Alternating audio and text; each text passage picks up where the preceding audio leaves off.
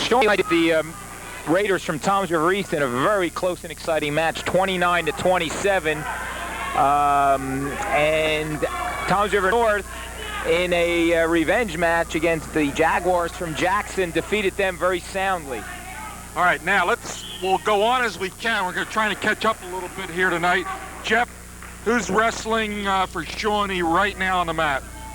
Okay, I'm going to do the Toms River North right, guy. I'm going to let Ed do Shawnee. For Toms River North right now, we have Chris Madigan, a sophomore, with a record of 11-9-2. Okay, Todd Davidson is out there for the Renegades, junior wrestler with a 12-7 record. Shawnee comes in tonight with a 10-4-1 team record, and I believe they were seated number 3. Number 3 behind North, who was seated 1, and East number 2. That's why they're on the road, Ken.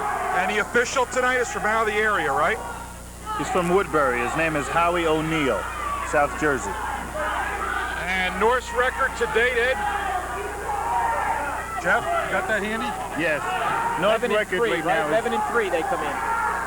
17-4. 17-4, that's what I said.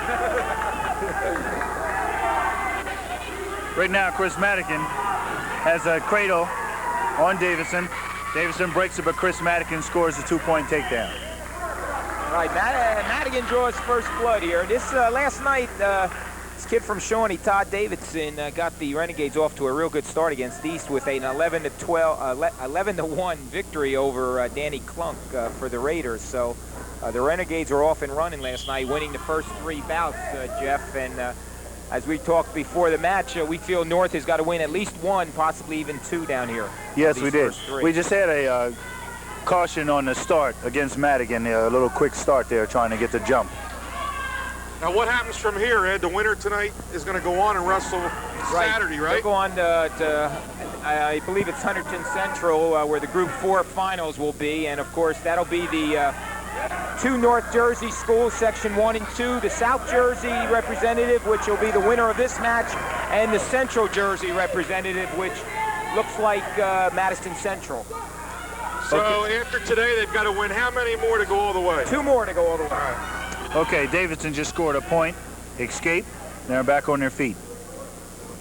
I would think Mike Baldi's got to be pretty happy because Jackson came on strong in the Class A South race at the end of the year, and they had O'Connor back in their lineup, and they were at full strength. And for North to beat up on them like they did, Baldi's got to be really ecstatic. They were seeded number 7 in the Shore Conference and made their ways with an upset victory over the Raiders from East, made their ways into the semis where Brick Memorial knocked them off.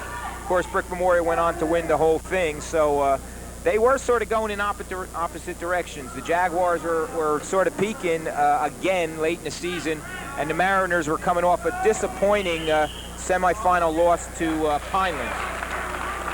And we have a stalling. I believe the stalling was on Shawnee. Stalling on...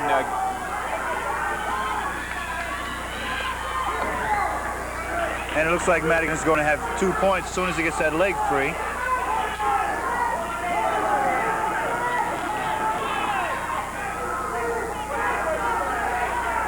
And there he goes. He scores his 2 points takedown.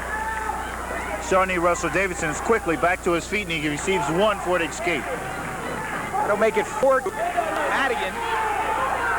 Davidson is in very quick on the single leg. Madigan understands where he's positioned.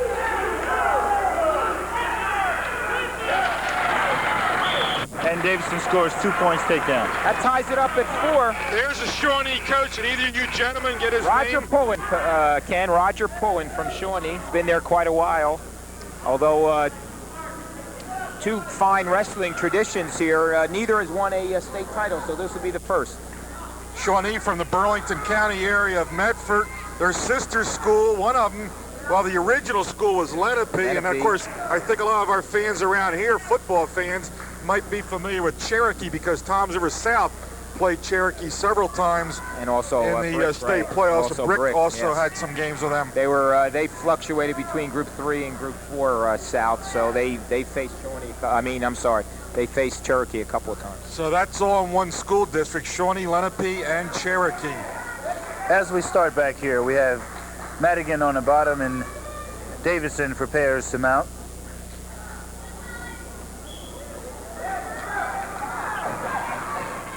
quick start. Madigan was out there, but Davison recovers and keeps him down. And you mentioned Pinelands, and they had to go to criteria to win their match with Delran. That must have been quite a match, end up in a tie. And right, that sounded like a great match. Of course, in the state tournament here, when one team must advance, we can have no tie. So they have a whole list of criteria. And the first criteria is amount of bouts won. And that went down to, I think there were 2 or 3 draws in that match. So it came out with Pinelands winning one more bout than Delran, and they advanced. You go from Delphi. You go from the amount of bouts won to the amount of pins. To decisions, and decisions by how many points, superior decisions, and things of that nature. Sounds like the NFL playoff system. It goes all the way down to like back points and things like that, and then escapes and so on. Well, North's our own team right here. Tom's Reese bowing out of the tournament. And, of course, Brick Memorial lost by 3 points to South Jersey Power Highland Regional. Quite a rivalry going on. Right, that was another great match. 3-point with about 4 one-point decisions that all went against Memorial, and Highland will be... actually, Highland will probably be an underdog night to Eastern, who is... Most Eastern coaches beat them during the regular season. Right, most coaches feel Eastern is the best team in South Jersey. And their coach... There's one for an escape, Ken. Madigan takes the lead, 5-4. The Eastern coach has been very vocal about his team, too. He's come right out and said they're the best. Yeah, he's not been one of the shy people in the area when it comes to talking about his team. If you notice now, Davison is coming on very strong, and he's trying to change the complexion of the match. But it doesn't seem like Madigan's going to stand for it. Mike Baldi's had quite a year with the Mariners, and they've had a good season. It was a wild Class A South. How did it finally end up in the Class A South race this year? Well, Memorial and East, with East upset win over Memorial that we covered here on Channel 8, they tied for the championship, and the Mariners and Jackson were right behind them. So you had the Big Four this year, and all of them pretty evenly matched up in that A Division South. Interesting season, and it was nice to see that balance. Well, it was all 4 of them made it into the states, the sectionals. 3 of the 4 made it into the semifinals of the Shore Conference, and of course Memorial won that. Davison comes to his feet and does a quick switch. He's looking for an escape here. Madigan is covering the rear and also trying to keep a position so that he doesn't give away the 1 point yet. He's got that leg locked. And he goes for the trip. Scores 2. Very good work on Davison's part to score those points there. He did a really hard move in that switch. He had to come to his feet and do a fake switch to one side and come back and get the switch, and he worked real hard to get the takedown. These wrestlers almost identical records, 12-7-2 for Madigan, 12-7 for Davidson. There's Mike Baldi, the head coach of the Mariners. Shawnee has wrestled real good teams this year. They did lose to Eastern, the team that dominates down that South Jersey area this year, along with Highland. Right, so they've had a rough schedule. Right, they've lost to Pemberton, also Haddon Township, another tough school down in South Jersey, Southwest. Cherry Hill West was their tie. So they've lost to some good schools down there. Do I have a wrong record on Madigan, Jeff? Yeah, Chris Madigan, the sophomore, his record is 11-9-2. Right now, Davison is going to work. He's trying to score those points with the score of 5-6. So it wasn't you necessarily, kidding, that had the wrong record. The paper had the wrong record. 6-5, Davidson with 40 seconds left. I took his record out of the paper, and you checked with a higher source? Himself, all right, yes. That's a better source. Madigan needs an escape here with 40 seconds left in his match. And he ties the score at 6-6. 35 seconds left. And if you'll notice, as soon as Madigan escaped there, Davison was right on him. And they often say that the best defense is offense. And he put offense now in order to try to hopefully get his team a first match win. Shawnee's fans are screaming, stalling on Madigan. the ref is not hearing it. He knows both wrestlers are wrestling tough. There's the point. 14 seconds left. Madigan gives up the stalling point. Davidson takes a 7-6 lead. Mike Baldi shouts encouragement. Madigan needs a takedown here. 6 seconds.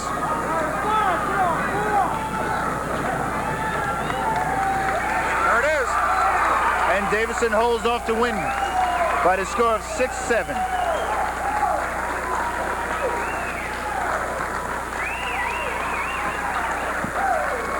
You see some of the fans here tonight. Our crew behind the scenes tonight, our director is Jeff Simons. And working on Jeff's crew, we have Mike Philbin, Marge Somling-Smith, Mary Jen Beach, and we welcome a new lady to our crew, Krista Gaskin. So, Krista, welcome to the Channel 8 crew. At 112 for Toms River North, we have Frank Strucky, who's a sophomore, with a record of 17-4. Dave Moore for the Renegades comes in 12-8, junior wrestler. This is one of the ones North's got to win here, Jeff. Strucky's got to take care of Moore here if the Mariners are going to have to hang in here. Strucky does need to go to work here, and I really believe, as the coaches do at our North staff, that they need to win one of these first 3 matches, and they need to win it rather impressively to set the tone for the wrestlers. In general, Shawnee is pretty tough down below, not too good in the middle, and fairly tough up top. So the Mariners hope to win, upset in a couple of bouts down below, and then take care of business in the middle, and then hold their own up at the top. Of course, they got the Hammer and Paul Rich at heavyweight, who will be a big favorite tonight.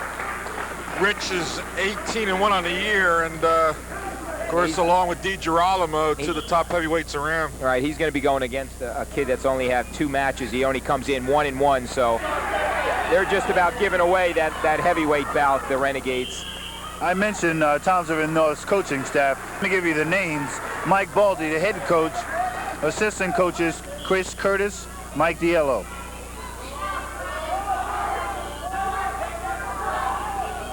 We have Strucky in on a single. Right now, Moore seems to be holding him off. You're watching Adelphia Cable Toms River, Channel 8. This is the sport event of the week, and it's high school wrestling. We're in the state sectional tournament.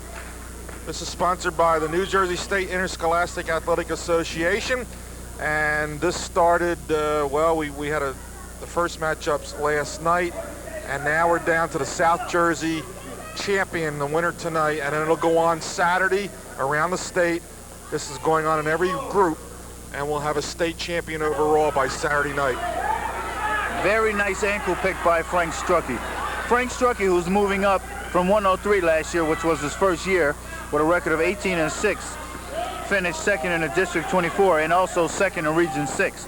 Right now he has a very good leg ride on. Leg ride up high. But he doesn't come away with any points. Strucky's been moving back and forth, Jeff, right? 112, 119 all year. Yes, he has. Strucky's one of my wrestlers from a couple years ago with the Toms River Wrestling Club. Very tough young kid. Thanks, Tom. By the way, you mentioned Pinelands, and we commend Bill Savage. That was quite a year for the Wildcats, even though they lost to Brick Memorial in the championship of the Shore Conference in the Battle of the Green and Gold. That was quite quite a battle down there. I was down there Saturday down at Lacey, and it was a great match. It's just a shame one team had to lose that one, and with 2 big pins at 89 by Vinny Della Cordillo and John Clayton's pin at heavyweight, and Memorial beat him by 3. Strucky receives a caution on the start again. Another caution for Toms River North, second match. We also should congratulate the Golden Eagles of Central. They won their division championship and had quite a year in high school wrestling. So congratulations, Central, on a championship. Strucky was looking for some back points there, but didn't break that 90-degree plane.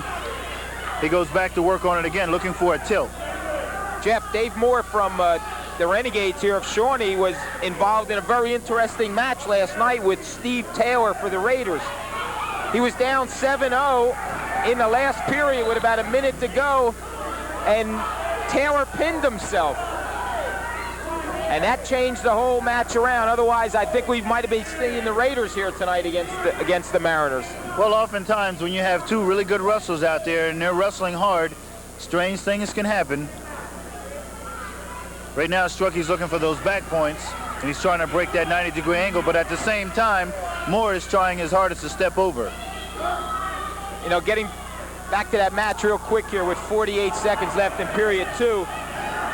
The referee slapped the mat, Jeff, and nobody knew who won because Taylor had him flat, and nobody really knew who won, including the wrestlers and the coaches. And then the referee raised Moore's hand, and then they found out that Moore had won it. We got Strucky with a cradle now. He hasn't turned it over to score points. We're down to 20 seconds on the clock with a score of 2 in favor of Strucky to nothing. Yeah, the count only went to 1 there, and he's got to hold it for a 2 count to get any back points. There it is. He's going to score his points this time, and I believe he's going to get his 3 out of it. 5 seconds left to go on the clock. That'll be the end of this period. That'll make it 5-0 Strucky going into period number 3. 3 big back points there. There's not a really large crowd here tonight, but I'm noticing that the local schools are well represented. I see Toms River East, I see some Jackson, and some of the other schools in the area are here. Kids I saw walk in. Coach Reed is here. Sounds like Shawnee's got a pretty good rooting section over behind us. Yes, they had a nice crowd last night also at East, yeah, they have a nice little backing following. Shawnee is definitely well represented here this evening. Of course, not that far coming up Route 70 there. It's only about 30 miles away probably.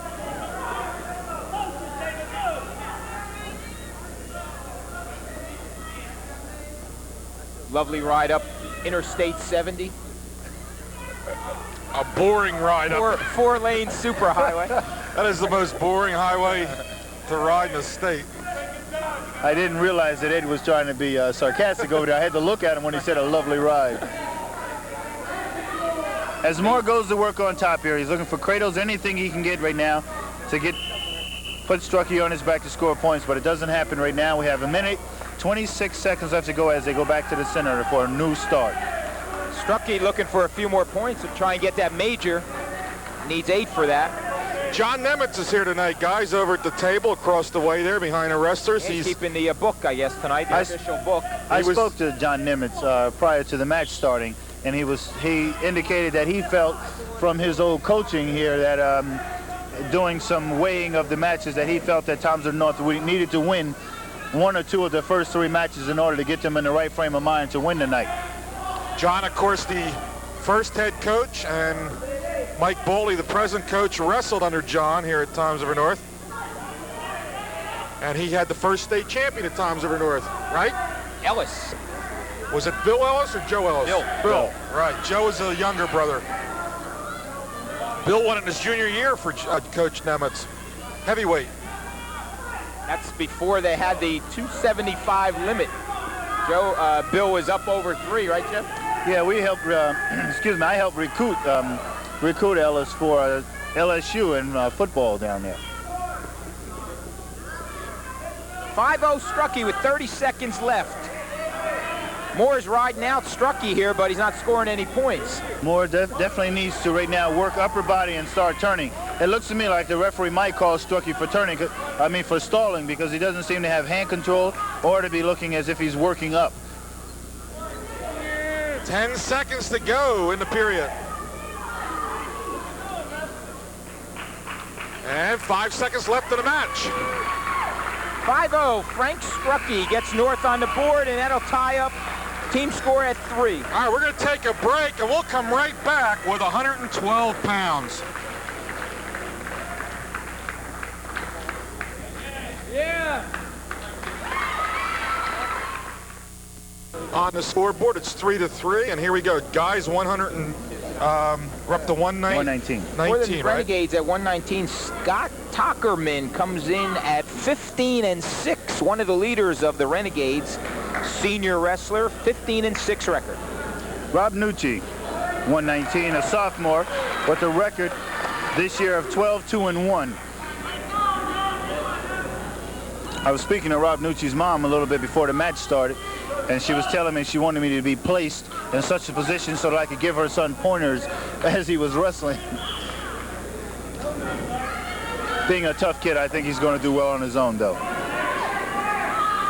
Coach Baldi, in flip-flopping Strucky and Nucci, thought that Strucky do a better job against Moore and Nucci a little bit better job against Tockerman. So we'll see what happens. So far, Mike has come out ahead. All right. Here's Nucci Tockerman. gives up to 2 points, trying to work on his defense, his setups. And Tockerman shot in and got the takedown.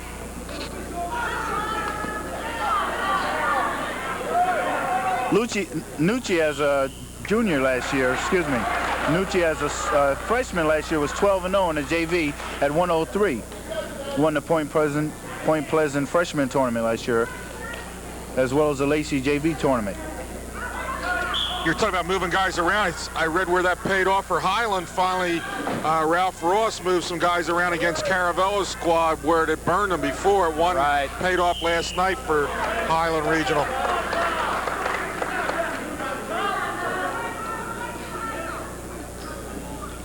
Coaches are telling Nucci that he needs to get himself and get some good hand control and get in a good position so he can get out in the center rather than on the line. And Nucci starts off with a switch.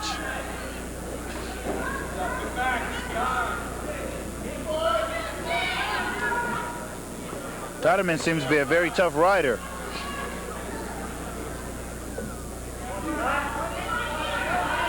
I look up on the wall of fame here at the Mariner Gym there, and I see Bill Ellis's name up there, 1973 state championship.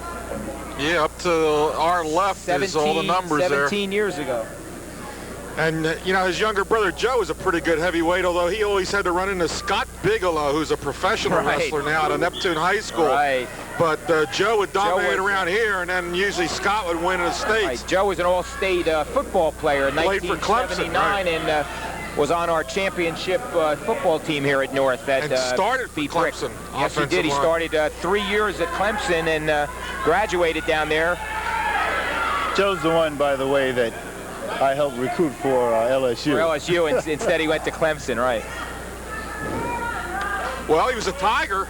This wasn't the right Tiger. It wasn't the Louisiana State Tiger. It was the Clemson Tiger. With 15 seconds left to go in the period, we have Tockerman ahead by 2 points. Jeff, watching that movie, Everybody's All-American, do they really have that Bengal Tiger down at LSU by the football stadium in a cage? They most definitely do. His name is Mike the Tiger, and he lives in a $142,000 cage. Wow. That's and 3 times a week he receives steak, plus he has a very well-balanced diet. He gets treated very nice. I would treat him very nice, too. I wouldn't want him to... He's the third mascot there, third tiger that they've had. So if you saw that movie, folks, Everybody's All-American, that's for real. That wasn't just in a movie. That tiger really is there in that cage. He most definitely is. I'll tell you one thing LSU has, and that's an exciting basketball team this year. They are tough. Chris Jackson. Chris Jackson is got to be one of the top players in the country. We have a break in the action now. The match starts back in the third period. All tied up here, 3-3. Each team's won one match. Shawnee, the visiting team in the all blue, and Toms River North, the home team tonight, with a white front on their uniform.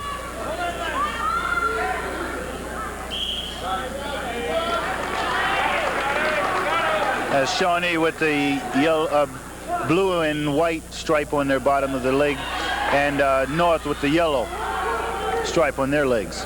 Interesting enough, Ken, you were talking about basketball before. The girls' basketball team, Shawnee has, there's a reversal right Nucci there. Scores his 2 points.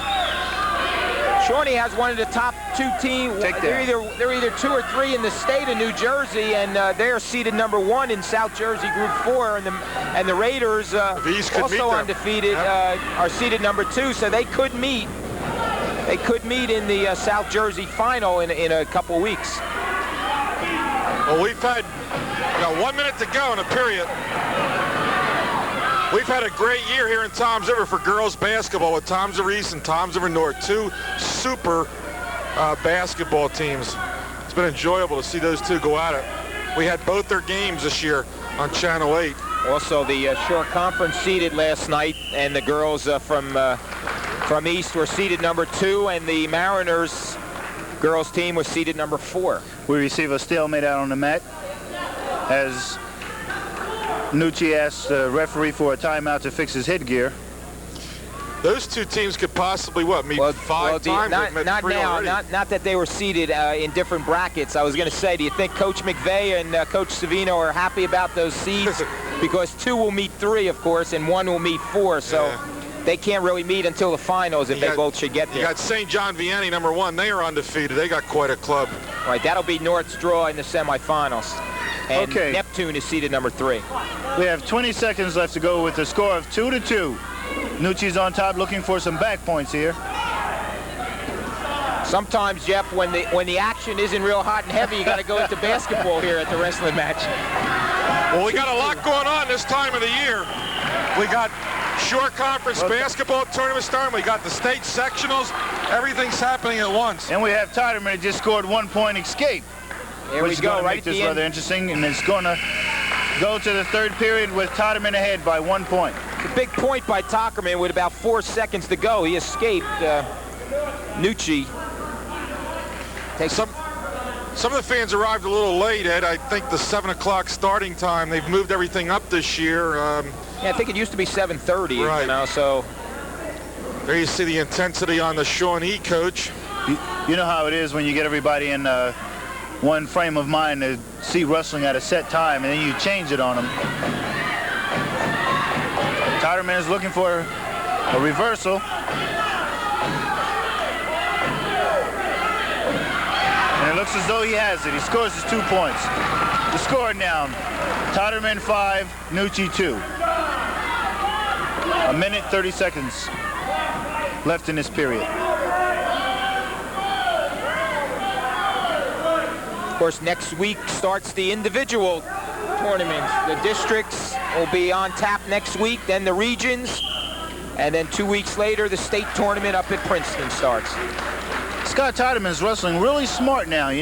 He's doing the things that he needs to do in order to score points when he has to. You know, he's not, being real flamboyant or anything. He's doing just small things in order to score some points here. Nucci needs to buckle down and try to score some points himself.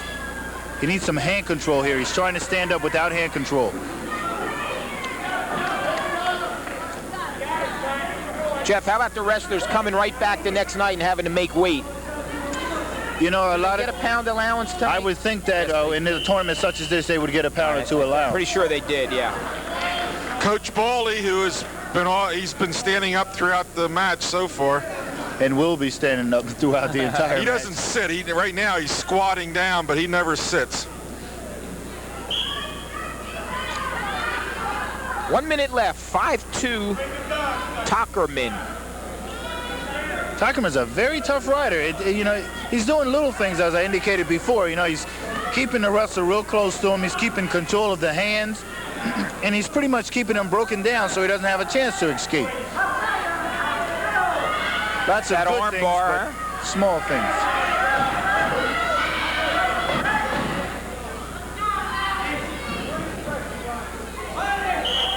Tockerman lost his headgear. They'll have to, as they go off the mat, he'll get a chance to put it back on. 28 seconds left. North fans are asking for Tockerman to start working on top, asking the ref to may possibly call stalling on him because he hasn't turned him.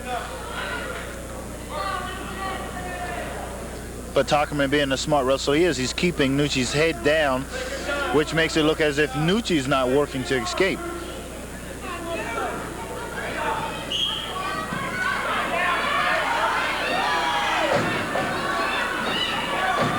"21 seconds left to go in this period. The headgear comes off again. Tockerman's having trouble keeping that thing.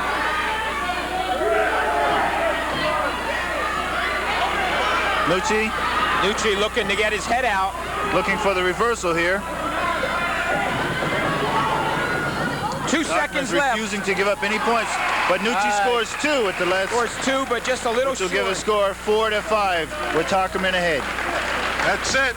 Score 1 for Shawnee. Tockerman wins it over Nucci for the Renegades.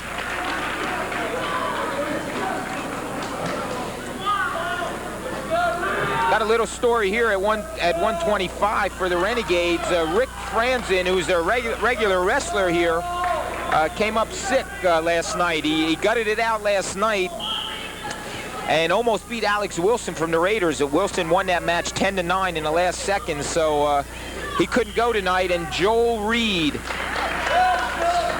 10th grader with a 0-1 record, steps up for the Renegades tonight and is in tough against Marcus Reedhammer, right, Jeff?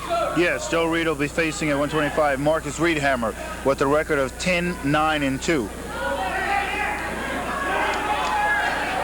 Of course, Reedhammer is favored in this match. I'm sure Reed probably has been wrestling JV all year and now finds himself on the mat in this sectional finals here for the Shawnee Renegades. Reed's looking for the takedown. He stepped behind that rear leg, but Reedhammer still has the hand and he loses it.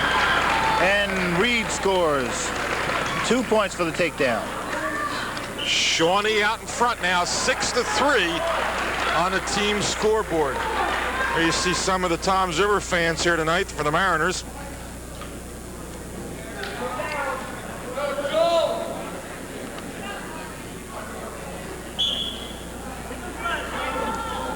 Marcus, of course, the brother of Michael Reedhammer, 171 wrestler for Toms River North.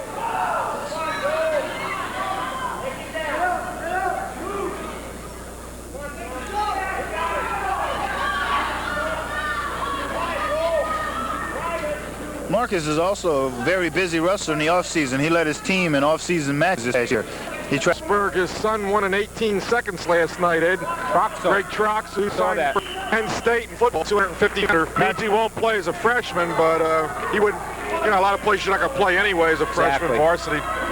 You know, speaking of Keith Elias, I got a lot of respect for the kid. I got an opportunity to watch him, and he is a good scholastic athlete, and on top of that, he's really a tough kid. He was number 5 in his graduating class going into his senior year there. Chris Curtis right there for the Mariners. Assistant coach, been here for a while under Mike Baldi. Does a great job. You worry sometimes about our kids maybe going a little too high or maybe where they're going to get lost in a big football program and where everybody's an All-American, everybody's All-State. So I think Keith, he has a chance to really fit in. And we went on the advice of Garrett, who played in the Hula Bowl this year. Judd Garrett, right. He saw that Garrett, you know, got invited to the big-time postseason bowl, the Hula Bowl in Hawaii, and also has got an NFL tryout. So Elias saw that, and I guess he had it down to Rutgers and Princeton, and chose Princeton for the education. Not that Rutgers isn't bad, but Reed and Reedhammer with 129, score of 0-2. With Reed ahead for Shawnee. Well, Rutgers did pretty good. I got to give Graber a lot of credit. He got a late start. He got 4 All-Staters from New Jersey, and he got 1 first-team All-Stater from Pennsylvania, and he got 1 from Florida at University of Miami. Kicker, right? Well, he got a defensive back. University of Miami won it badly from Florida. Okay, out on the mat here we have Reedhammer on top, looking for some back points. He's working really hard. There it is. And just as I say it, the back points are coming. Nice work on Reedhammer's part. Reedhammer puts the legs in, extends that arm, gets the head behind it, and he comes up. He's got 3 coming here. Tilts Reed, now he's looking for a pin, but he doesn't have very good position for a pin, although the fans are getting real excited. He's got no body weight on him, no body position. Nice shot there on the TV. 23 seconds left in this period. He's got to step over. Couldn't do it, so pick up 3 there. 15 seconds. He'll take the lead 3-2 now. It looked a lot more exciting than it was. As I indicated, Reedhammer didn't have positioning for a pin, just for back points. But he has a bar arm in now, and he steps over, and he's looking for more back points. 2 seconds left to go. He won't get them this time. There it is, end of the period. Good match. We go into the 3rd period with a score of 3-2 with Reedhammer's favor for Toms River North. Reedhammer will start the period down. All these matches have been very closely contested. Of course, Strucky's 5-0 victory over Moore, little lopsided, but the other ones have gone right down to the end, and this one shows signs of doing the same thing. Reedhammer's looking for a quick switch, and he comes out of it and he scores 2 points. That'll make it 5-2, Reedhammer. Reed re-switched him there, but it didn't seem that he was holding it very well, and Reedhammer continued with his switch for the second time and came out ahead. I tell you, Reed is doing some job for Shawnee, having only one varsity match. Well, right there, holding onto that arm, he's going to get called for stalemate. Who have you guys seen around our area you think can do something up at Princeton this year? Oh, DiGirolamo. I got to believe Joe is looking. I know Joe. I talked to Joe just the other day. He's looking forward to the States. To, first of all, he doesn't want to take anything for granted because he's probably going to meet Paul Rich twice in the districts and then in the regions. So he wants to go into the States undefeated. It's real unusual that the first 2 names that come in my mind are heavyweights, both Rich and right. You also got Vinny Santinello, who's placed in the States 3 times over at Brick Memorial. Vinny Delacardillo for Brick Memorial is having a tremendous year at 89. And that was going to be my next name. And what about Kitchen for Jackson? Jamal Kitchen from Jackson, and also Goodale, Scotty Goodale, who's undefeated and is looking to place over at Princeton and maybe win it all.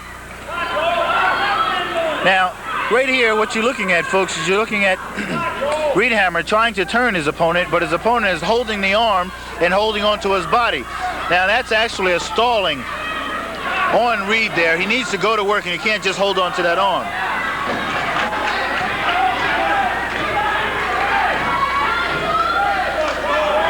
It's a little hard on Reed, being a young wrestler. Nice move. Reedhammer turns him over with a split crotch move. And this is a possible pinning position. 15 seconds.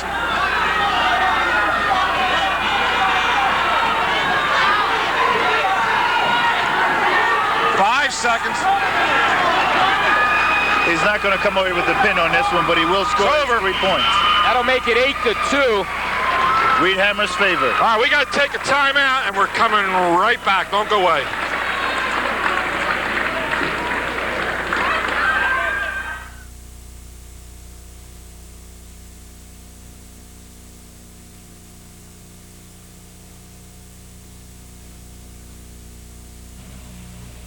And it's 6-6. I'm Ken Turp. With me, Ed Sarluca and Jeff Parker. And who do we have here, guys? At 1:30, we have Jorge Howland with a record of 16-5-1. Jorge is a senior for Toms River North. For the Renegades, Chris Engels, senior wrestler at 14-6. So this looks like a pretty even matchup right here.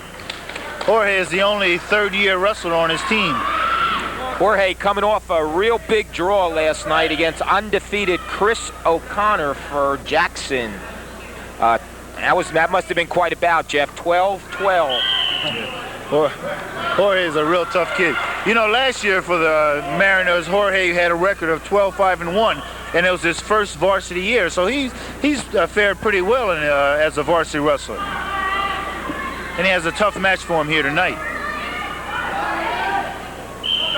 Repeating, in case you joined us late, last night in the opening round, right here, Toms River North defeated Jackson. And he did it. It was not so much they beat him, but the way they did it, 43-17, while Toms River East over at their gym was ousted by Shawnee, 29-27. That brings us to the winners tonight on Channel 8. South Jersey Group 4, state sectionals. Jorge is wrestling, like you said, Chris Engels, who was a district champion at 130 last year, at 125. So he's facing an opponent that's really tough. One that, just didn't come out of nowhere. This kid's been doing some wrestling. He's a pretty tough kid. That bout last night with the Mariners, Ron Johnson for Jackson's 60-pounder, undefeated. Narrowly got by Jimmy Hempin 7-6, and then after that it was bang, bang, bang. 3 first period, 1 minute or less pins by the Mariners, and Everybody went home. Wrapped it up in style. Yes, they What did. you're seeing out here in the mat now is Ingalls had a nosebleed, so you had a referee's timeout as the action starts back with a minute left to go in this period. Does not pick up any injury time on that, right, No, Jeff? none. For bloody noses, that's all on the ref. Have you been following the articles in the paper this week about the timeouts that the wrestlers have been using? Every couple of years, you know, that type of thing crops up. When you have tough teams and they're winning, oftentimes, you know, people are giving shots at them. And oftentimes it's true when wrestlers take breaks on the side with saying that they're tired or, you know, injury timeout or equipment timeout, when in actuality, it's only to get a breath of air so they can continue stronger, which I don't agree with. One of the ideas that they had was to eliminate the water bottle on all injury timeouts. Would that have an effect? To me, I don't think it would, but I don't know. I can't see how that's going to, you know, stop a wrestler from, if he needs a breath of air, and complaining that he has an injury when in actuality he might not. Right. 10 seconds to go here. We got another stoppage here. Yeah, we're back with that bloody Probably going to have this all match here now with this bloody nose. Once they start, they're pretty tough to stop. One of the things about wrestling a lot of people aren't crazy about is the breaks that they have. And I'm definitely not one in favor of a lot of breaks. When you're injured, that's one thing. But when you're taking shoelace timeouts, headgear timeouts, I don't know. That headgear comes off hell. Continue to wrestle. Well, there's Baldi with his wrestler. Of course, the injury time did go from 3 minutes to 2 minutes in the last few years. So they did try to put a stop somewhat to that to the fake injury timeout. Of course, you never know when it's a fake injury and when it's not. So you almost have to give the wrestler the injury timeout and then go from there. Ed, you applying for the Raritan football job? I see Joe Oxley. I might. Giving a lot of credit to the NJSIA as far as the rules that are made to keep wrestling a lot more livelier and more fun for the spectators to watch, because they're doing changes all the time to make the sport more involved with spectators and those out there on the mat. More action, more fun. Okay, we've got 10 seconds left in period number 1. No score. Jorge gets off 3 good shots. With 4 seconds left to go in this period.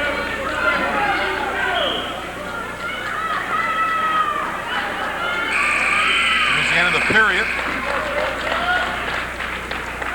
Ingalls has got the gauze stuck up his nose, just turned around and threw it off the mat there. Ingalls had choice. He deferred, gave it to Jorge. Jorge takes down.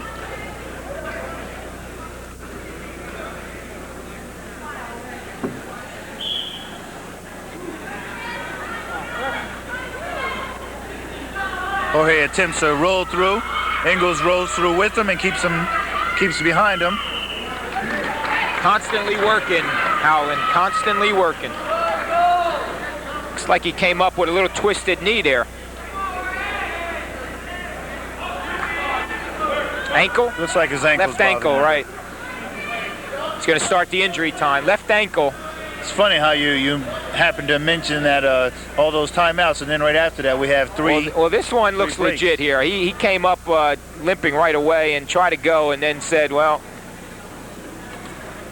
I think more so than he wanted to take the break. The referee did for a safety factor. Right. Well, we have 2 matches to 2 right now. Shawnee wins 2 and Tom's of the North has won 2. I'd have to believe that Coach Baldi is pretty happy with that split down low. Yeah, he's going to fare rather well in the upper weights, in the middle weights anyway, and then the tail end of it. Jorge receives his 1-point escape, and he's in with a quick shot. Tell you, Howland's doing all the shooting here, that's for sure. Now Jorge is limping. You see a shot right behind the Mariner bench there.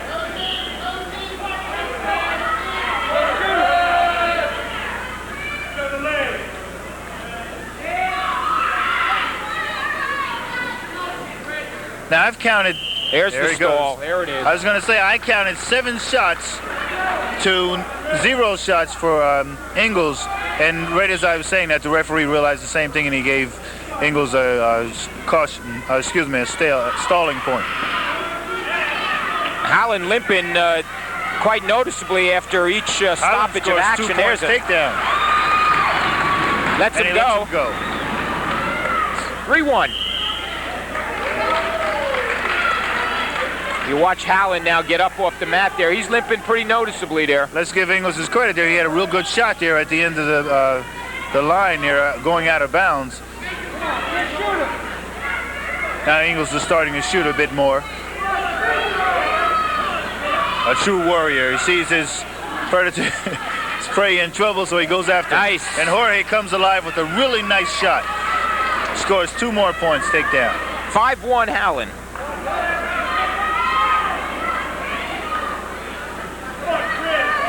Howland is not so injured, he's not going to get his shots in. They butted heads there. They butted heads. They both shot in together and they butted heads pretty good. He's got his back to us. We can't really see if there's any blood Howland there. definitely got the worst of it. That's because Ingles was doing the shooting and he happened to be on the under part of that shot. So the top of his head probably is what hit Howland's head, which is why you don't see Ingles over there. There you see a shot right there. Coach Baldi lowers his arm. 34 seconds left in Looks the like second he's okay. period. Here we go. We're ready to Danny go. Zarnewski out there, the Mariner trainer, capable Mariner trainer. With a score of 5-2, Howland's favor. We have 30 seconds left to go in this period. Danny's been here quite a few years with the Mariners. Ingles is taking some good shots now. What did you say Ingles finished in their districts, Jeff? Ingles He was a champion? district champion. He was Yes. a champion last year. At 125. Jorge looking real good against a district champion. The strength factor of Howland there just refused to be turned. You took the words out of my mouth. If he wasn't the strong kid that he is now, he would have been on his back fighting. End of 2 periods. Ingles is, 5-2. excuse me, Ken. Ingles is coming alive now. 3rd period. Howland very confident on his feet, just easily lets That Ingles go. 5-3. that can work against him a bit because we have a 5-3 score and Ingles is just starting to come on. But There's that same predicament there Howland almost got himself in. Woo! Great match here, great match. 2 real strong and lot of tough good wrestlers. wrestling going on. 1:40 left in the 3rd period. Jorge in on a single again, switches to a double. Ingles using those hips very well. He walks into him. Nicely done. Ingles goes for a headlock. Jorge scores his 2 points. 7-4. All right, Howland lets him escape again. Coach Baldi yelling about watching the headbutt. Nice. Single leg to the cradle. Looking for that cradle. Cradle's broken, but he keeps the single. Still got the arm lock there. Engels did a nice job here. He locked the arm and wouldn't give up the 2. He did, and he also caught the short end of that shot just then because he landed with his arm intertwined there, and he landed on the side of his head, which was a scream if you heard it. Under a minute. Now Jorge, with all of his looks of pain and tiredness, he's still fighting forward, looking for his shots.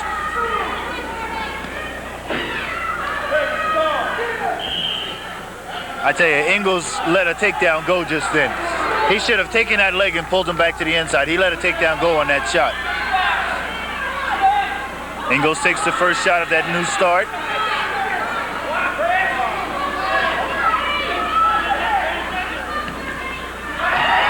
Jorge with those quick spurts of his.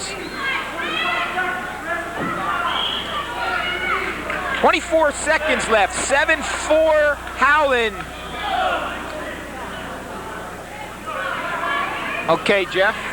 You know, now tell me right now, what kind of timeout is this right now? This is an injury timeout, but you know, I'm a bit hesitant because when you see those athletes that can go with those quick spurts and score when they need to, and then when they don't necessarily need to score, and then the injury time comes, you know, it kind of makes me a bit hesitant. In other words, if I was Howland, I wouldn't give Ingles any breath right here. Exactly.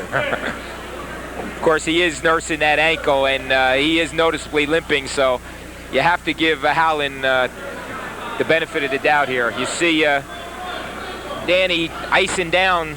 Looks like he's up on the shin area. On the shin, yeah.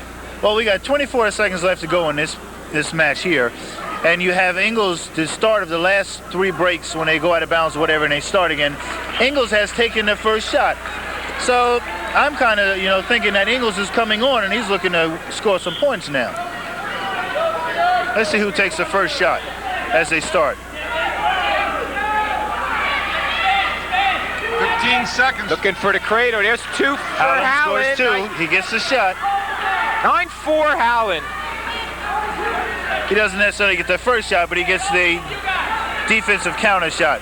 2 seconds left to go. Win for North. Howland wins at 9-4, Ed. Right, 9-4. Big win for the Mariners here. Big win. We got to take a little time out here, and we're coming back in a moment.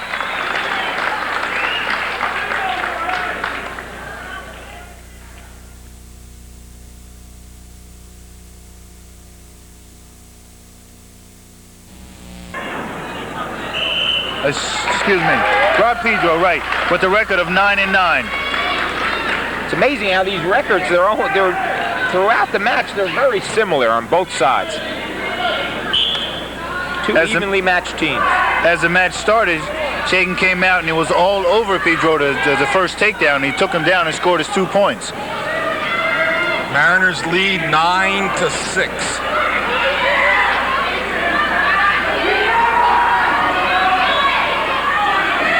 Pedro, excuse me, who is a Pedro, I gotta get that name together there. Pedro is a baseball player also for the Mariners. And not to get him mixed up with Pito, who plays basketball for the Mariners. That's right, Chris Pito went to school, Irvington High School with Walt Pito, his and dad. And he limp arms out of there, Pedro does, and he scores his 2 points to tie the match.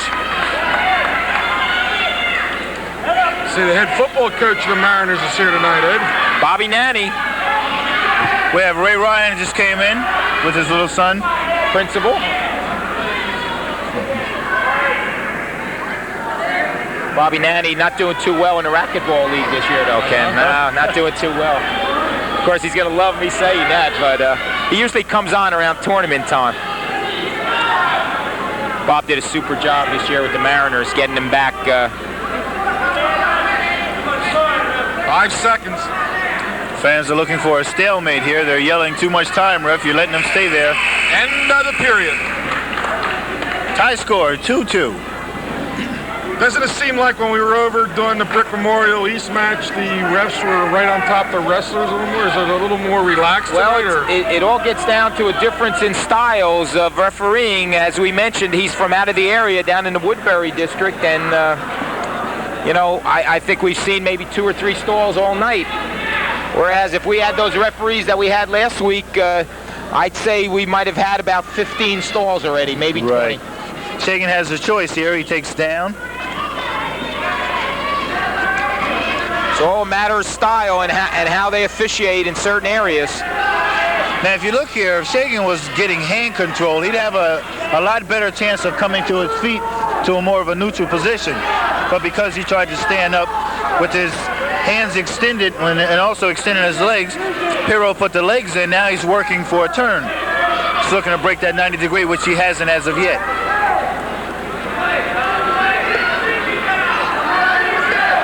Referee indicates no break of the 90.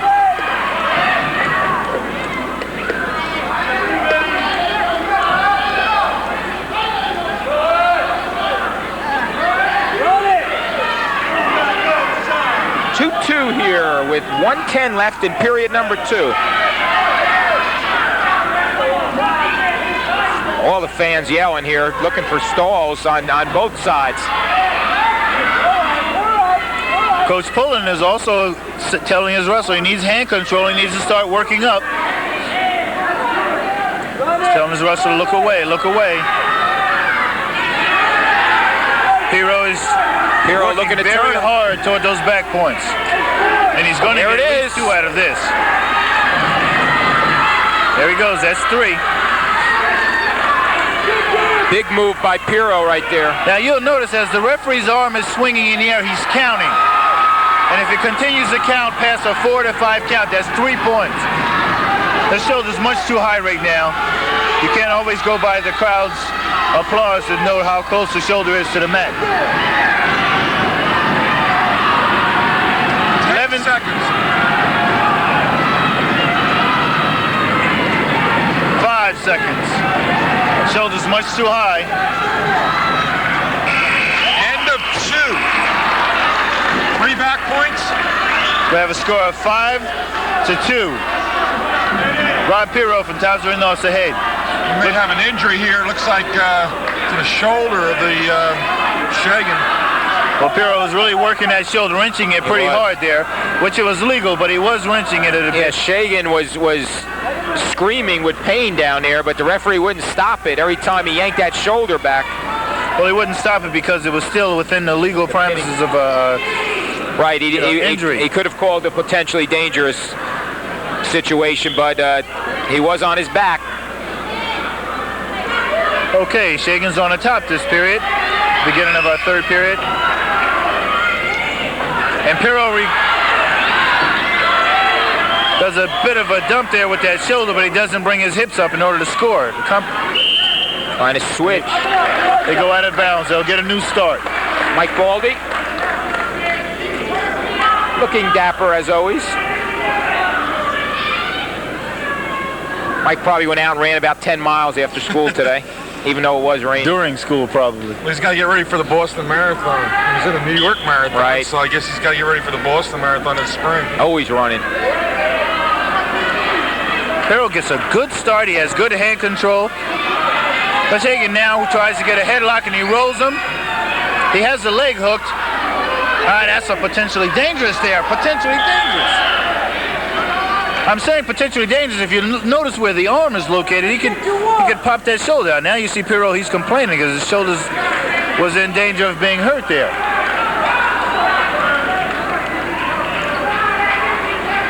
I get a bit excited there. Shagan was in that same situation in period 2. Got a bit excited on that one. I haven't got excited since Caution on the bottom. Caution on Piro. I just wonder if that old wrestling blood was still there, Jeff. It's there. I try to, when I'm on the air, try to keep it under wraps, but seeing someone in a potentially area of getting hurt, you know, kind of. When was the last time you were on the mat, Jeff, competitively? Competitively was, in I guess, May.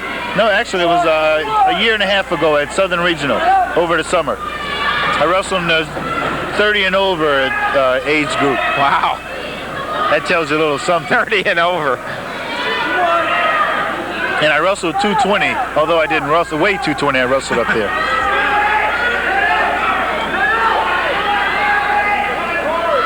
Five to 2, still a score. Shagan puts a half in, but Piro steps over, puts in the leg, and he's going to get his 2 points because he now has control. There it is. 7 to 2.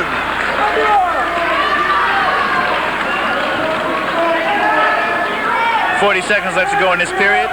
Well, with Mark Fideli coming out next for the Mariners, they're in super shape right here if Piro could pull this win off. Stalemate. You see the Shawnee bench, coaches. Coach Cohen and Coach Burtis, his assistant, behind yelling.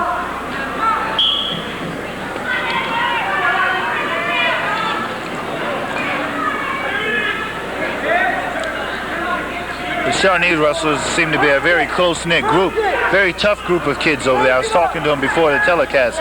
Very nice bunch of kids. 10 seconds.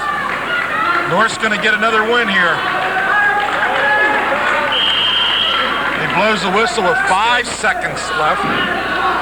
We got a stalemate. Hero gets a big win here for the Mariners. 5 seconds with the score. 5 seconds left to go in the match with a score of 7-2. Rob Pirro from Toms River North will come away with this win. 7-2. Great job by Rob. Here you're watching Adelphia Cable Channel 8, and we have wrestling as our match of the week.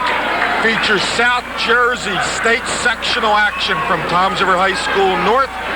And the Mariners top-seeded South Jersey Group 4 after beating Jackson last night in the opening round. Right now are leading Shawnee from Burlington County 12-6. Gentlemen, who do we have? At 140 for Toms River North, we have Mark Fideli, a senior with a record of 18-3-1. For the Renegades, Chris Gromowitz, 9th grader, 12-8 record. Mark Fideli is a senior and a 4-year starter for Toms River North.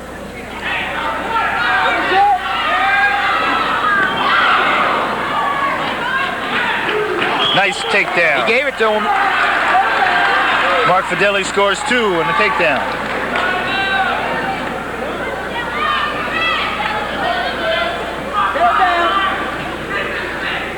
I think along with Paul Rich, Mark Fideli, the leader in the wrestling room for the Mariners.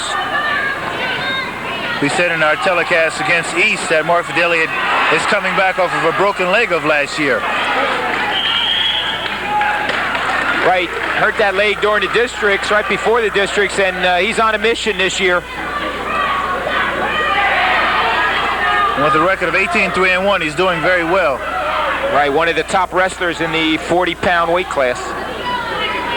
I like his positioning. He's working for the takedown before he's even behind the guy, and he's working constantly to get some points. We got an injury here. Well, see what the fans don't understand. His left shoulder.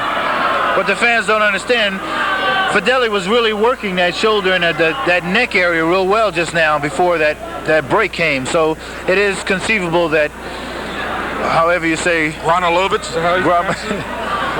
Romalovitz? Romalovitz, it could be hurt. Chris will Gromowitz. Gromowitz. Oh, we got an M in there. I had a name. Yeah, there's an M. Yeah. Gromowitz. Gromowitz. Gromowitz. Okay, we got it. And he's only a freshman, so we may have to say that for 3 more years. A freshman with a record of 12-8, I might add. Not bad in the 140-pound weight class. Looks like he's got a little bloody nose, too. Looks like we're going to be here for a while tonight, gentlemen. I tell you, with Shawnee's record, if they have a freshman that has a record of 12-8, this kid is going to be pretty tough for the years to come. That was Dan Sarnuski, the longtime trainer, had mentioned him before, in the sweater, the light sweater, Mariner trainer here. Got all the celebrities out tonight. Frank Pierce over there. We got the Candyman here, Tom Keller, sang the national anthem. He seems to be at every Channel 8 event. Either we're following him or he's following us. There's events that Channel 8 doesn't televise that he's at. I don't know how he gets to them all, but he's there. I don't think he ever goes home, does he? Only to the dentist. Fideli's a really good kid in school. He has really good grades.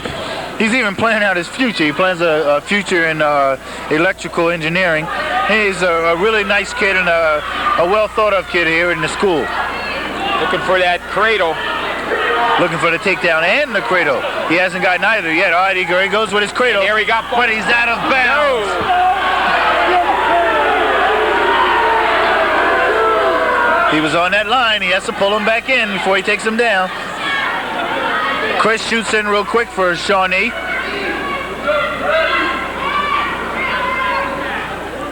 Dean Lazaru over there. Ken, I saw you looking over there talking to Coach Natty. That's him. North. He's an ex-champion here for the Mariners. 88 pounder, right? Right. Yeah, I know that name. He wrestled my nephew. His sister worked for Channel 8 when I first started with Channel 8. She was part of our crew in the truck. We have an end of the first period with a score 2-1. Frank? Mark Fideli is winning for Toms River North. There's Coach Nanny, the head football coach of the Mariners, right there on your screen. And his son? Bob was assistant here for many years and took over the program last year, and the Mariners did a pretty good job of getting some momentum going. Picked up 3 wins and was in every game just about. The only team that really handled them, I guess, was Lacey, but they handled everybody this year. And Brick Memorial, all right. Okay, Ed. Ed's assistant coach at Brick Memorial, and they had quite a year. Yeah, we had a close game, Ed's really. nudging me on that one. Okay, we have Mark Fideli just get her escape, which will make the score 3-1. By the way, Ed, you guys played Woodrow Wilson in the state playoffs, as Lacey did. Yes, we did. You notice Marvin Goodwine signed with UCLA today after everybody thought he was going to go to Ohio State. At the last minute, he changed his mind. His mother liked the recruiter at UCLA. Well, I'll tell Chris you. Kramalovich gets a real good, fight there on going out of bounds, which is what all the noise from the crowds were. It's a real good shot, and they were working toward a takedown. Yesterday, by the way, folks, we're talking about football recruiting, was the day that they could sign the athletes to the binding letters of intent. So it's a big week for football recruiting. It's going to be interesting to follow Marvin Goodwin from Wilson, follow his career. He was quite a football player, probably the best that we played this year. 3-1. Fideli in control here with 50 seconds left in period number 2. Ed's looking forward to having Keith Elias in that all-star backfield this summer in the all-short game. Ed'll be coaching in it. Fideli is in for another 2 points, a takedown. Two ways I'm looking forward to that. Number one, this summer when I'll have the honor of coaching him, and then next year Memorial opens up with Lacey. They're our first game, and Keith won't be there, so you might get the younger brother coming up. Yes, I know, I've heard, but a sophomore Elias is better than a senior Elias. We'll face that for down the road, but you'll get Garrett Gardy, though. Exactly. He's a pretty good quarterback. He's a great one. Okay, we have Mark Fideli on the top as they have a break in the action here. It's like the injury time again for once again. Gromlowitz's shoulder.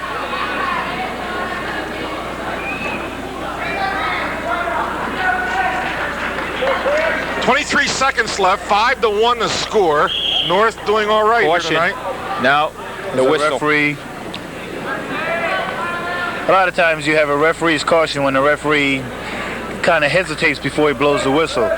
That's the second caution on the referee, so we get a point for that, I think. Referee actually doing a pretty good job tonight. There hasn't been really many controversial calls, although we mentioned working that shoulder. But Gromalovic is not going to have it. He's not giving up the points yet.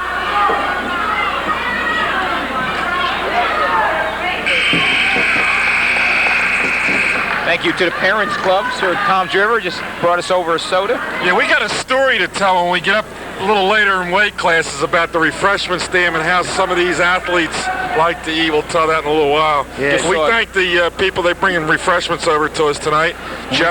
When we get to Jim Hempen, I'm going to talk about him a little bit. Jeff's got a story picked up when he's over refreshment stand tonight. Just saw a shot of Paul Rich over there on the bench. Getting ready for his match. Fideli's working for the back points, but he scores none this time around. Chris Gromalovic is really working hard to get out of there. He's not, sitting back giving this match away. He's working real hard. Watching a 140-pound weight class. Toms River North in the lead here tonight over Shawnee. If you've joined us late, it's 12-16 score, and we've had all decisions tonight. We haven't had any technical falls or pins, or have we even had a major decision tonight? No, everything's not been yet. close. All 3-pointers. I look over. Now, look over against the wall, Ken. I see the indoor batting cage over there. Gromalovic scores a point escape. And he worked hard enough as if he was going to score 5 points, only to get 1. I take my hat off to this freshman. He is really a tough wrestler. That may be the only kind of baseball we're going to have this year. It is the high school. That's why variety. I brought it up. Maybe they'll put that on national TV, high school baseball, because I don't think we're going to see the pros. I'm not optimistic about the professional season starting on time. 55 seconds left in this match. 5-2 Fideli. Keeping in mind, Fideli is one of the premier wrestlers in the shore area here, and he's wrestling against a freshman. You got to give this kid a lot of credit. Chris is wrestling a very tough match. Doing a great job. Gromlowitz. Chris Gromlowitz. I'll keep saying Chris because the last name is a bit much. 12-8. And a bright future for Shawnee. 30 seconds left to go in the match. Of course, the problem with getting all these three-point decisions is one pin gets you right back in it real quick. That's true.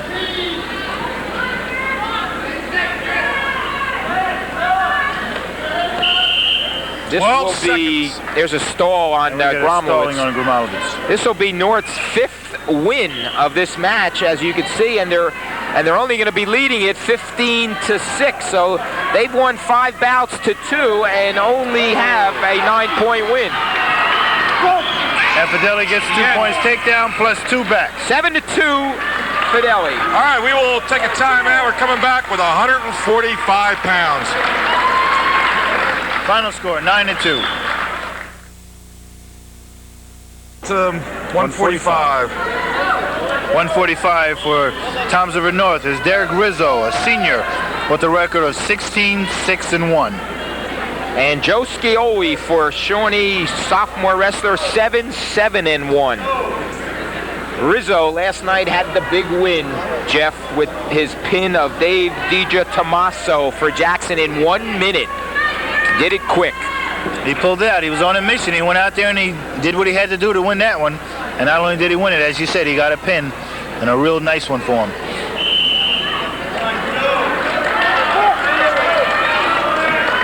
One of the Mariner wrestlers there on the bench watching his teammate. Rizzo's in on a double leg. Switches to a single.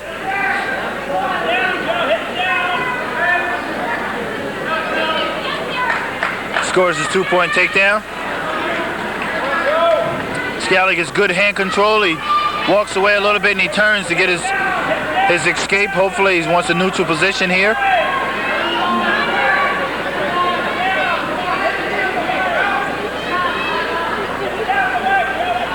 Very good wrestling on Scioli's part.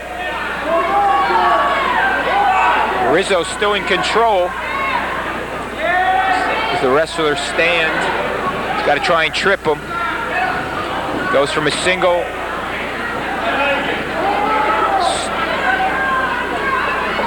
It's a hard thing to stay there where Rizzo is right now for a long period of time, because all the other wrestlers' weight is on his shoulder and the neck area. You get real tired real quick. Shawnee seems to have a relatively young team and have a lot of really good records for a young team.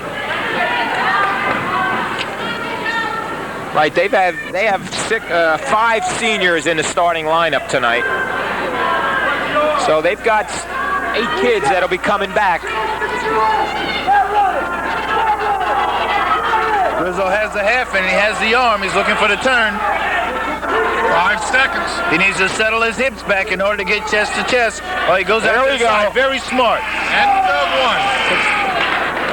1. Thinks he's going to pick up 3. Oh, he does get 3 points very quickly. Wow. 5-0. That was a questionable call right there, Jeff. That was very quick, but who am I to question the officials? Coach Poland's going to question that one, and I'm going to go out on a limb here. I think he's going to win this argument. I don't think the referee's going to reverse his I think he's going to go to 2 points. Jeff said that before. Who am I to question if you won it? Jeff, you won 2 state championships. You ought to be able to say something. And we're you know not what? criticizing the official. We're just... Now he's going over to Coach Baldi, which... You know what, Ed? Me right here, Jeff. I'm the last one that wants to look at you and say that you're right about something like this, but I'm right. Although you should have been, and you are this particular time, he reversed it and he gave him 2 instead of 3 because it really was quick. That was quick. In fact, I don't even know if he had the 2. So we got a 4-0 score then. Right. Okay, be nice took now. one away. I agreed that he should have at least a 2. At least a 2, right. 4-0 Rizzo going into period 2. See what happens, coaches, when you go over and sometimes plead the case of your wrestlers. Things can happen. He's off once in a while. A rare while, but every once in a while. Breaking the action, the wrestlers go back to the center. Scioli will go down. Comes to his feet real quick, and Rizzo brings him back down to the mat. Rizzo is also a football player. Record last year as a wrestler was 13-9. Placed second in the Hawk tournament at Manchester.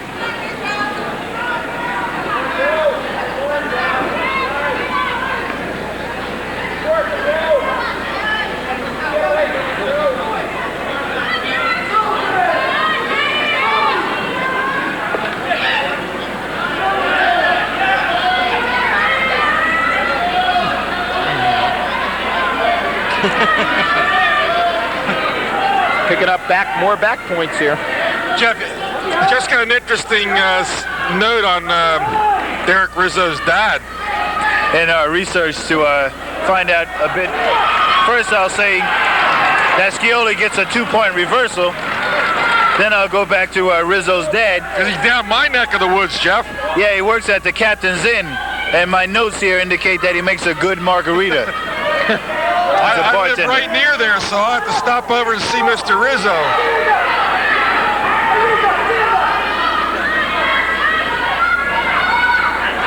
With a score of 6-2 in Rizzo's favor, he's now coming out of a takedown. He's looking for a reversal.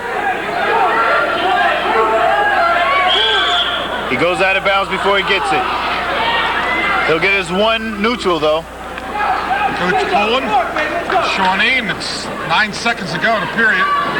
Shawnee Renegades and the Toms of North Mariners, South Jersey Group 4 Championship in sectional wrestling. That'll be the end of the second period. 7-2. Derek Rizzo of Toms of North's ahead. We have a timeout injury here. It's like Rizzo's knee.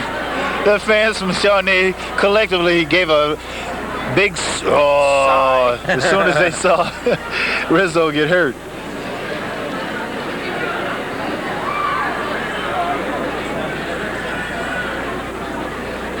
You're watching Adelphia Cable, Channel 8 Toms River, and the big wrestling match of the week right here in Toms River. Here's Mike Baldi. He's had a very good season with the Mariners. Mike's really got the program going the last couple of years, Ed. Right, he made his way into the States last year where the Raiders knocked him off, and they were sort of looking forward to a rematch with Toms River East in this year's States, but Shawnee put an end to that last night. We had the dual match in Class A South on Channel 8 with North winning at East. I'm looking at this score of 15-6, the overall match score, and we're on our 8th bout, and it's only 15-6. This has been a real tough one. As we start the third period, Rizzo will be on the bottom. Scioli is now on top with control. Rizzo stands up, works for hand control, looking for an escape, but he doesn't get it. Scioli takes him back down to the mat and breaks him down.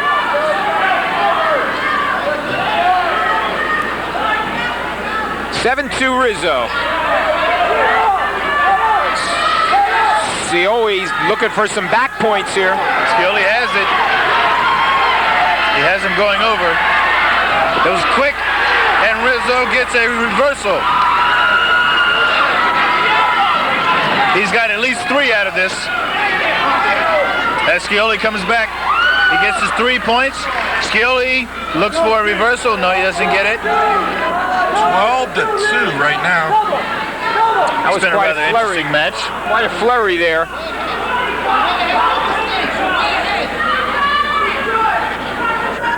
Under a minute. It's a good shot of the wrestlers there. Our camera crew doing such a good job. Skelly gets a point for neutral. Rizzo's had the leg the entire time. I don't know how that point was awarded there. Right now it says 12-3. We got 38 seconds to go. Coach is yelling not to give up any points here. He's got his major decision right now. He doesn't want to give up any points. 38 seconds left to go in this period.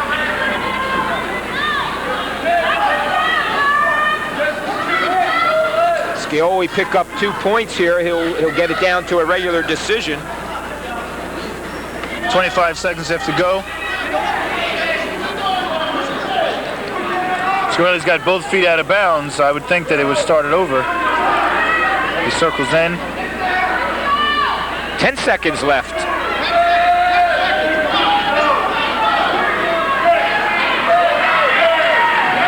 There it is. And he gives Scioli 2 points.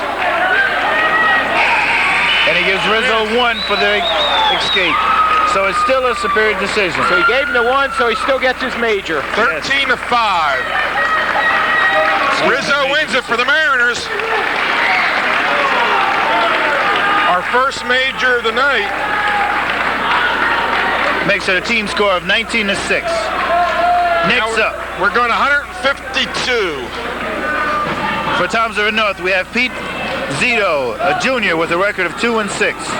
And for the Renegades, Scott Kelly, 12-2. And if there's one pinner on the Renegade Kelly team, Kelly comes out real quick. Takedown. I agree with you. If you do have a pinner, he's second in the districts last year at 145. Kelly is. Right. So he's moved up a weight class, and Coach Pullen said he's got to get 6 out of Kelly, and thought that would be a key match tonight. Do you have any idea how many pins he's got this year, Ed? Of the 12, he's got 8 pins. Wow, that's pretty impressive.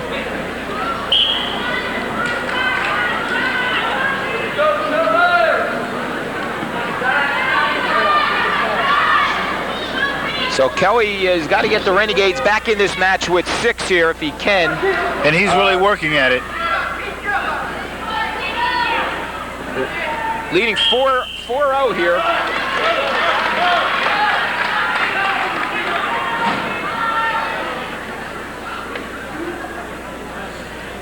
Shawnee's next wrestler also one of their leaders out there, Chad Switzer, comes in with their best record, 19-2. So 52 and 60, big weight classes for the Renegades. Switzer's also one of their district champions. Right. Mariners are going to have to hold them off right here till they get up top.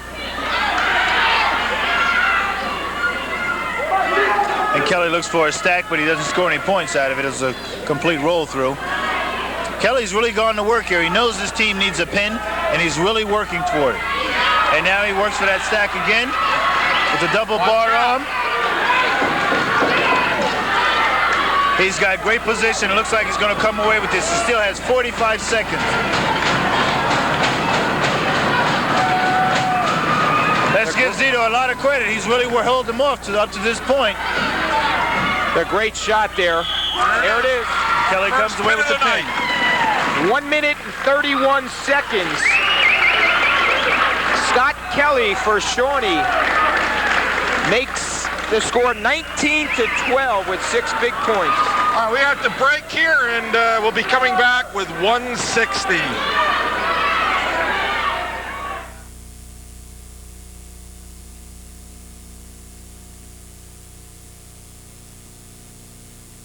Who do we got, guys? We got a familiar name here. We got a story coming up. I know. Toms of the North, we have Jim Himpton, a senior with a record of 16-6-1.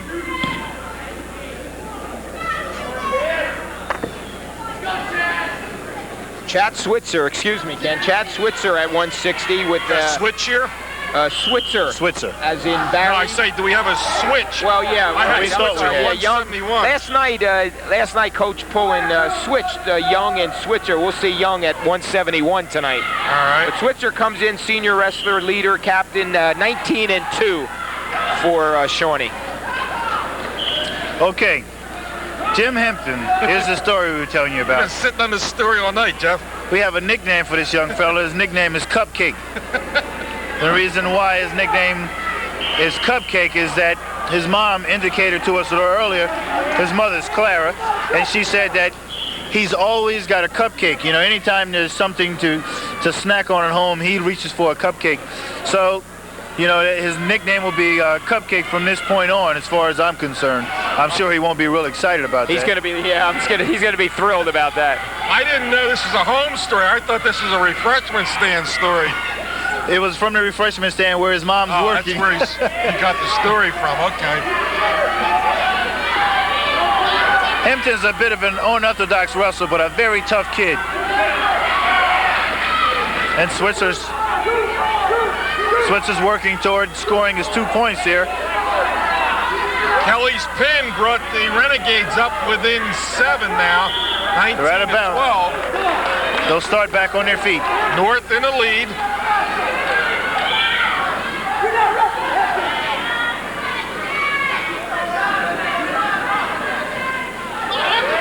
Hempen in on a single, trying to pull it in. Switzer, though, does a nice counter there, so you can see Switzer's a pretty good wrestler. As we mentioned, comes in 19-2. Hempen was last year Hawk tournament at Manchester champion. So as I indicated, Hampton's a very tough kid, a cupcake, and a real good wrestler. Coach Pullen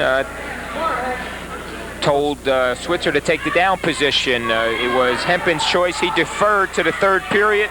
Switzer chose the down. Looking for a switch. Switzer gets a quick reversal.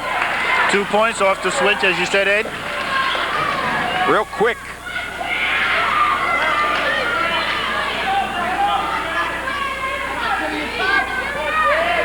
Coach Pullen really wants another pin here.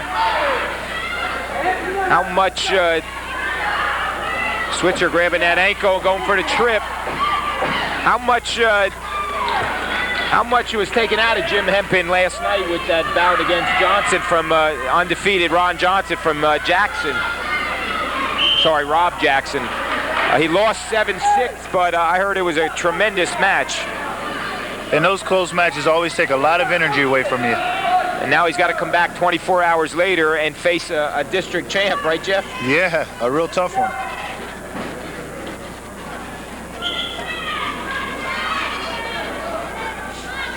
Hempen poses a problem for most wrestlers that he'll wrestle simply because of his tall stature and his sort of unorthodox style. You know, whatever it takes to turn his wrestler, that's what he's doing. It doesn't always, you know, follow textbook style, but he usually comes ahead doing something positive. As a matter of fact, Jeff, as you mentioned, his unorthodox style, that was the comment Rob Johnson made last night and why he had so much trouble with Jimmy. Couldn't figure him out. Still 2-0. Switzer. Hempen looking to get out. But Switzer just counters it real nice. Switzer's a good wrestler.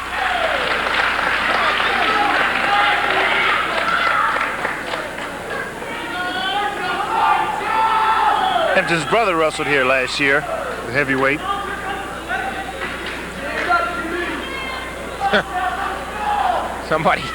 Somebody on the Shawnee bench yelled, and there was a quietness in the crowd. Watch out for the switch, and Hempen looked over at the bench and just gave him a big smile. Hempton scores 1 for the escape and goes right in on a single leg.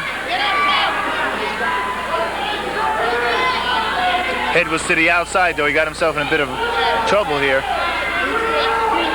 No single leg shots. His head should be to the inside. He breaks that arm. No 2. North assistant coach. I see Mr. Verderosa here tonight again.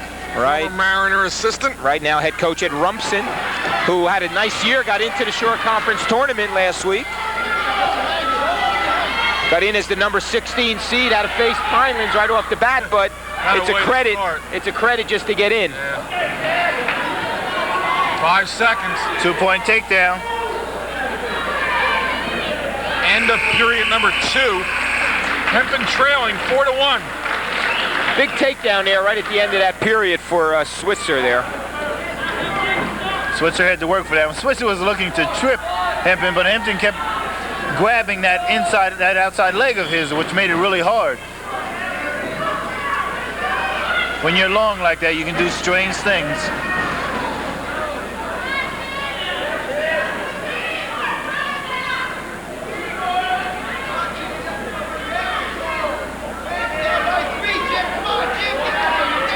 Any action with 1:40 left to go in the third period. Score of 4-1. Chad Switzer of Shawnee.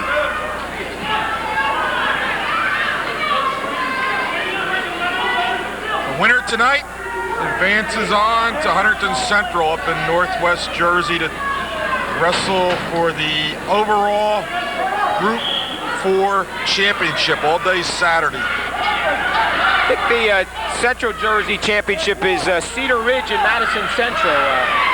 Pretty sure that's the final up there. Madison Central, the name that I remember very well, is an extremely tough school, tough wrestling school. Oh yeah, tough. They're undefeated. They're like 19-0 or something like that, and they're tough.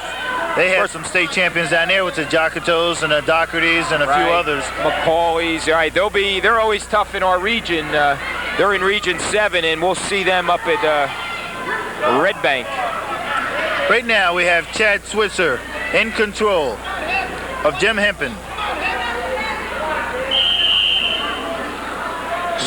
Stalling on Chad Switzer. Madison Central beat Manalapan 32-22. Now a lot of you might wonder why there was a stalling there, but Switzer was in control and he was moving, but he was not working up toward the upper body for a pin, and which is what will get you to stalling oftentimes. And we just had a 1-point escape by Jim Hempton. Madison Central wrestling Huntington Central tonight. That should be a good matchup. Yeah, Cedar Ridge was in Group 3.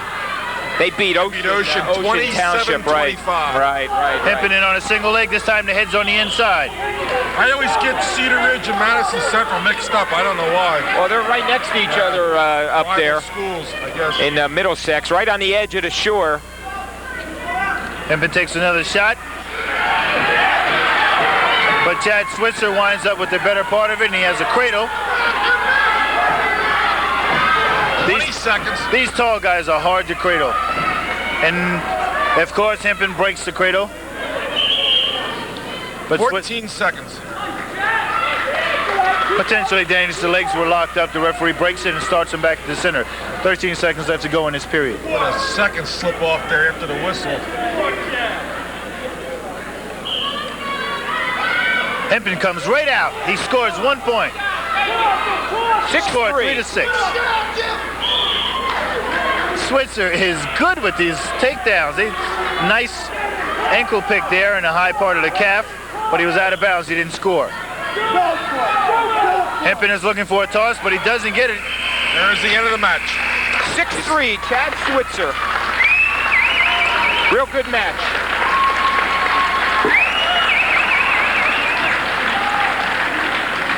So, Shawnee picks up some more points. They've got that north lead down to 4. And we go to 171 as Chad Switzer takes 160 pounds for the visitors, the Renegades. Which will continue to make this a very interesting match.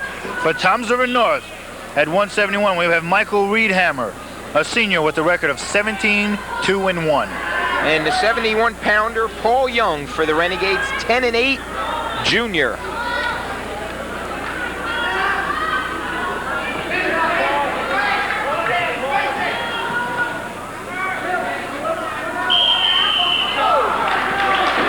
Reedhammer's going to learn. I hope it doesn't come back to haunt him. He was behind him. He could have scored 2 points there if he had kept him in bounds and lifted him. Reedhammer's in on a dump. Young is really good on these counters here. Reedhammer's in again.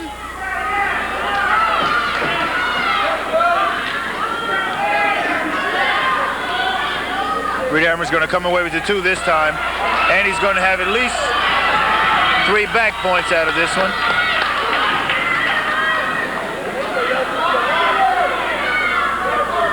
and he comes away with 3 back points.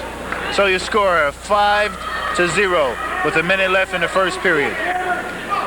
Hey, did they just have one official in the East match last night? Are they using just one in the state section? Yes, only one in the States, yes.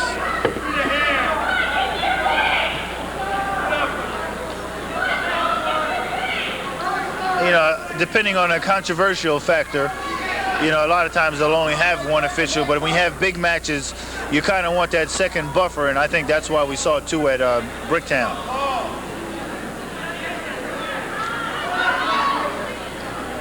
With 25 seconds left to go, we have Reedhammer ahead here, 5-0.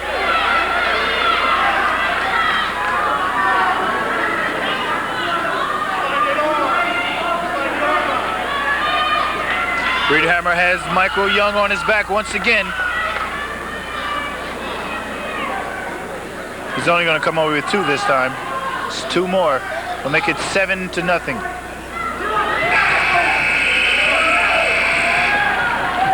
End of the first period, the score is 7-0. We're looking right here now as a possible closeout, Jeff.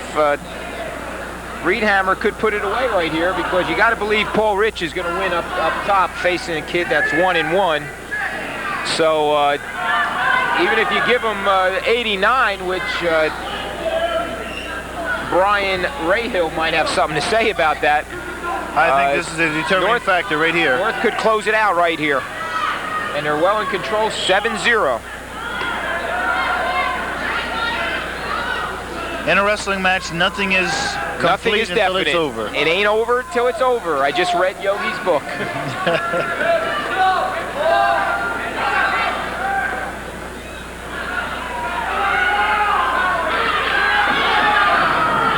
Right now we have Paul Young in control on the top. But Michael Reedhammer is working for a reversal when he gets to 2. You mentioned Yogi, Ed. I'm just thinking if we had a strike and it cuts the season in half, maybe Bucky Dent will survive the season as Yankee manager. We're looking at 3 more there for Reedhammer. 3 more for the back. He gets those tilts. Those tilts are good to have. Of course, here's 3. He gets 3 more. He could close it out real quick. 12-0. There it is. That'll be a tech fall if he doesn't pin him. Now, I would kind of think that would only be 2 because the shoulder's not even all the way through. He's only given 2 so far. But Reedhammer is definitely working hard for it. 48 seconds left to go in this period. And he's going to come away with his 3. Possible pin, and there's the pin. 3 minutes and 29 seconds. Excuse me, 3 minutes and 19 seconds. So we got a pin on each side now, Ed. Score goes to 25-15 in favor of the Mariners, and now we're going to 189.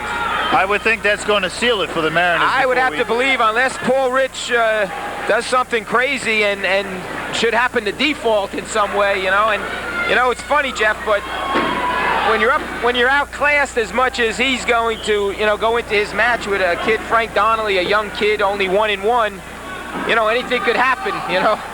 Okay, at 189 we have Brian Rahill, senior, with a record of 12-1.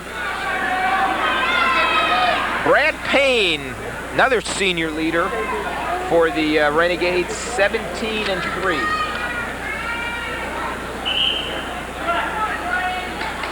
Junior, right? Junior. Payne is a junior wrestler, 17-3. Payne closed out the Raiders last night with his pin over Brian Keenan for the Raiders. Brian Rahill, one of our scholastic athletes over here at Townsville North, who's the president of the National Honor Society. 2-year starter in football also as a linebacker. He's having a great year, 12-1. Yeah, he's a really all-around kid. He even plays baseball over here at Townsville North. Right now he's on his back as Brian Payne is looking very hard for the pin. Trying to fight off his back. Rahill is really squeezing him. He's really working for this one. Ray Hill comes off the back.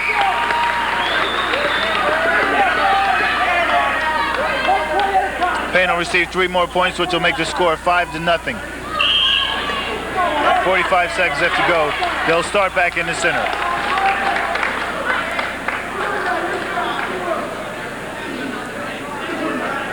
Ray Hill goes down as he takes a gulp of air to clear his system there.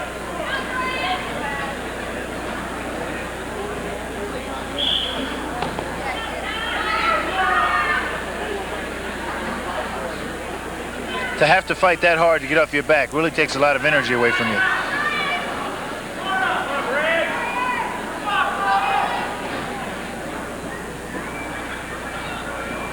I would think that the ref is watching Ray Hill to see if he's going to take that head off the mat for a possible stalling.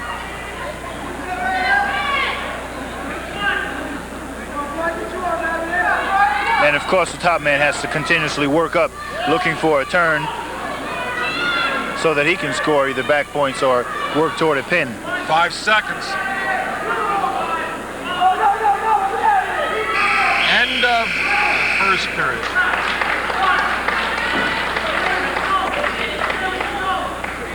Payne, a solid 89-pounder. You know, I was just thinking the same thing to myself. He is a really large kid. Looks like he's really in shape. I was talking to him earlier. I think that girl got hit in the head with a candy there. You see her? They're looking for the candy. I think she got. Were they looking for the trainer? Candy man injured somebody here. We got to get the Dan Sarnuski over here. Some of this candy's hard candy. Such an intense look on Brad Payne's face.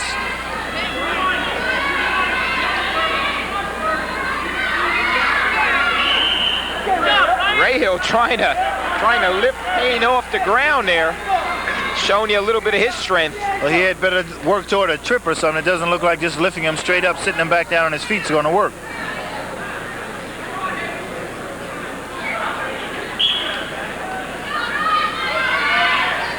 As I said, Ray Hill's on top. He's in control as Payne works to escape. Payne does a switch. Puts in a half. Scores 2 points reversal. 7-0. Payne.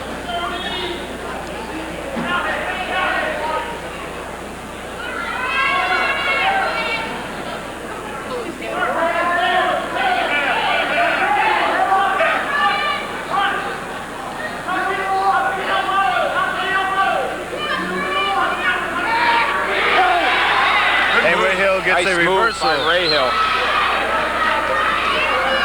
It's the reversal for 2. Ray Hill not stopping out there. Brings the score to 2-7.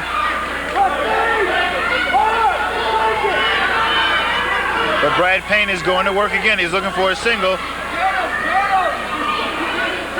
He gets his 2. And they go out of bounds. 43 seconds left to go in the second period. The score 9-2. Brad Payne of Shawnee is ahead.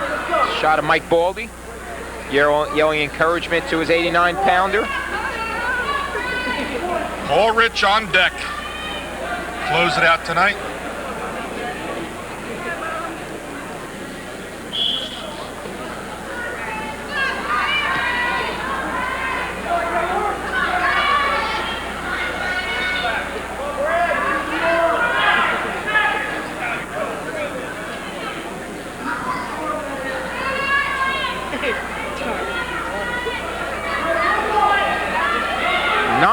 Brad Payne from Shawnee with 20 seconds left in this second period.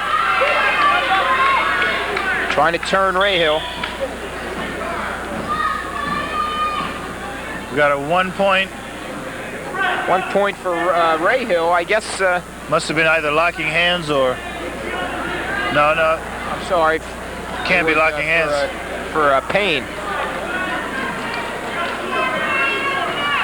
I missed that one. I did too. I don't know why he gave it to him. Might have been pulling the fingers, maybe, Jeff? That's like a good possibility. Watch the shoulder, ref. Potentially dangerous. 1 second on that clock in the second period. This match here is only going to help, you know, I'm sure he doesn't want to lose it, but it's only going to help Brian Rahill getting ready for the districts, because he's not going to face many tougher than Brad Payne. How did Payne do in their districts last year, Jeff? Anything on him? You know, they don't have here indication whether or not. I think he finished third, though. Third, yeah. So I guess he wasn't a place winner last year, or I should say only a third. Final 2 minutes here at 189. Coach Pullen of Shawnee with his arms folded. Knows it looks very pretty serious look there.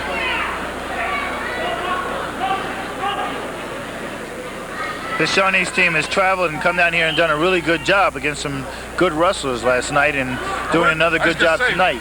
Too bad they couldn't have stayed over, you know? Right. two trips to Tom's River in 2 nights.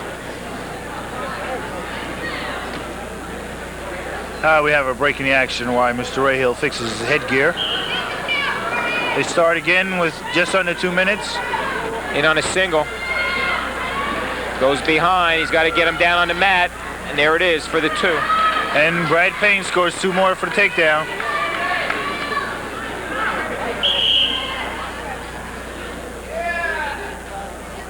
Seems that Rahill's having trouble with his shoulder. Well, we have this injury timeout. Let's take a break. We ran a little long the last match, so we'll take a timeout, and we'll come right back. Since taking a chance, this situation, they're going to call it a night. Yeah, they're going to default this one. Brian Rahill's shoulders in quite a bit of pain, so the match will go to Brad Payne, excuse me. Right, he's got some big matches down the road, of course. If they forfeit to Rich. Forfeit the heavyweight. So Paul Rich picks up a forfeit. We don't get a chance to see Paul wrestle tonight.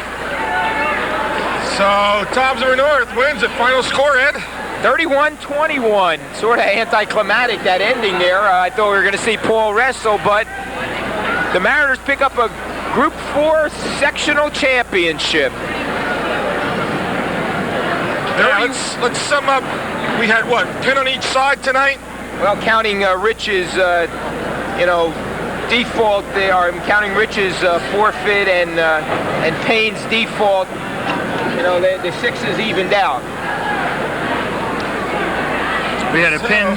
We had a pin at 152 this evening, and also a pin at 171. Michael Reedhammer for Tom's River North pin, and Scott Kelly for Shawnee pinned. Right. And we had that major decision at 145. Derek Rizzo of the Mariners over Joe Scioli of the Renegades. Other than that, it was like it was tight. It was tight match. A couple matches could have gone either way, but of course the Mariners came out winning eight bouts to Shawnee's 5. So Mariners were in pretty good control, even though there were some close bouts. I thought they wrestled an outstanding match. And anytime you win a state title, I'll tell you, you've got to do the job on the mat. Now let's look ahead, guys. Tom's River North will go on now. We said the Huntington Central.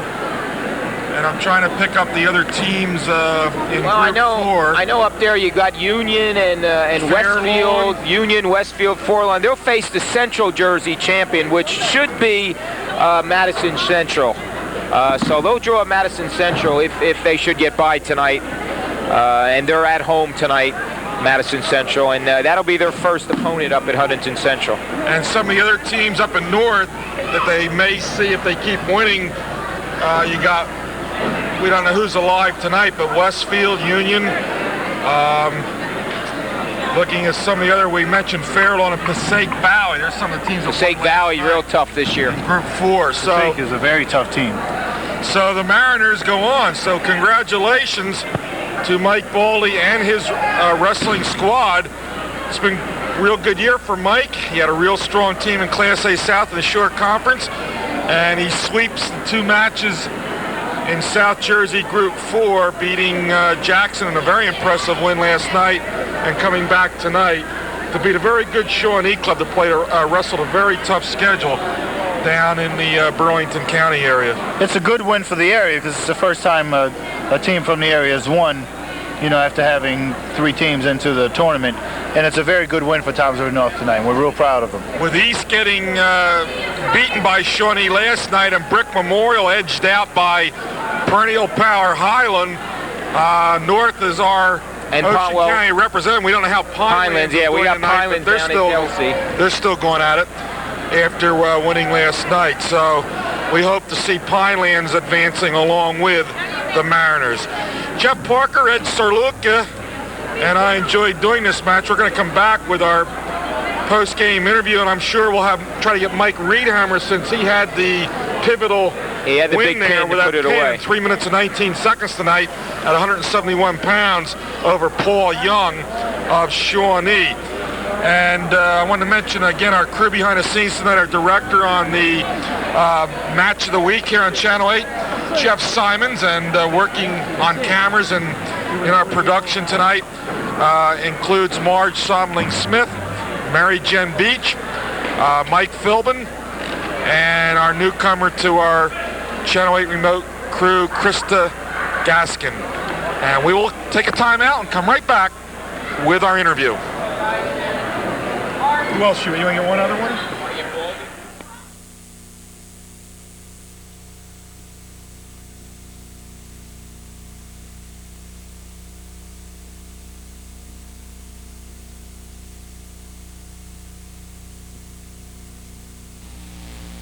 Come visit Guest is Derek Rizzo, 145-pounder for the Mariners. And Derek, we chose you to be on tonight because we were talking about how tight this match with Shawnee was.